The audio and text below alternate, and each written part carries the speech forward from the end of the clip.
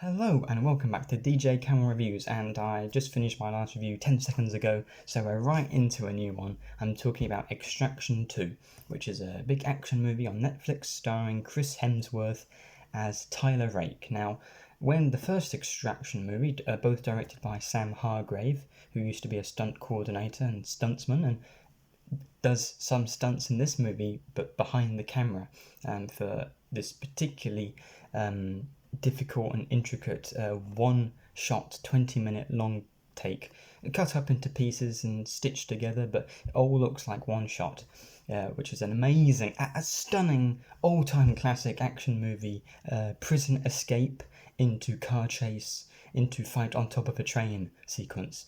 It's some of the maddest stuff, and, if Tyler Rake, I don't know, kills 10, 20, 30 people in one take, that's cool.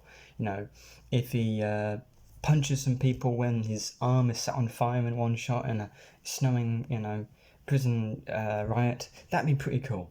If he, was in a car and doing his own stunts and slamming into stunts people on bikes, that'd be incredible. And then if he's blowing up helicopters on a moving train, that'd be incredible. The fact they did that in, one shot, for a 20-minute scene, stitched together, but it feels like one shot. Incredible! Tyler Rake is, a certified new action hero. Absolutely brilliant.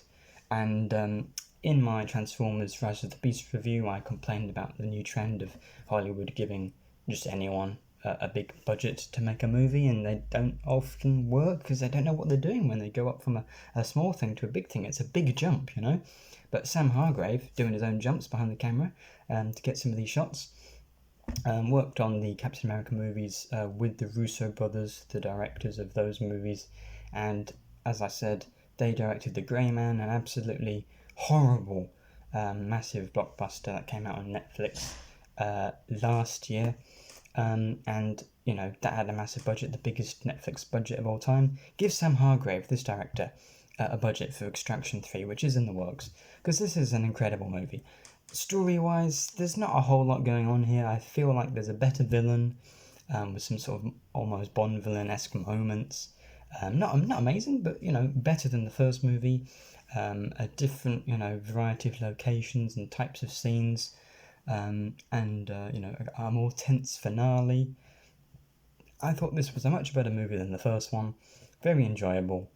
Story-wise, better than the first, but there's not a whole lot going on here. But generally, the stunts and, people have compared it to John Wick. I don't think these movies are ever going to be as good as John Wick, because the story and the world building and the locations and the production design of those movies are so much more interesting than just kind of commando things. This one's like in the real world. This one's more of a comic book-esque elevated world with more mythology in John Wick, and Keanu Reeves is just brilliant. But I think, Tyler Rake and Chris Hemsworth, he's made it his own character. There's not a whole lot, to bite on, in depth and thematically. But the Extraction movies are good, and I'm looking forward to the third one whenever that comes out, hopefully quite soon. I hope they go to a jungle. They've had a sort of, it's in Dhaka, in the Bangladesh capital, the first movie, so it's in the, a bit desert and sand, and, well, not sand, but, because it's a city, but you can imagine that it's a bit hotter there. And then this one is in Austria, and starts off in Prague, although it's supposed to be Georgia.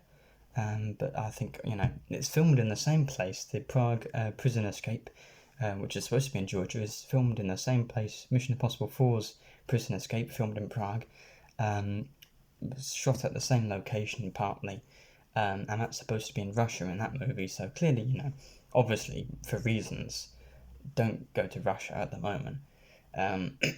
But even 10 years ago, they were filming in Prague, and Prague's a great location. They filmed in Prague for The Grey Man last year. I'm mentioning that an awful lot, but this is way better than that. Solid 8 out of 10. Great action movie.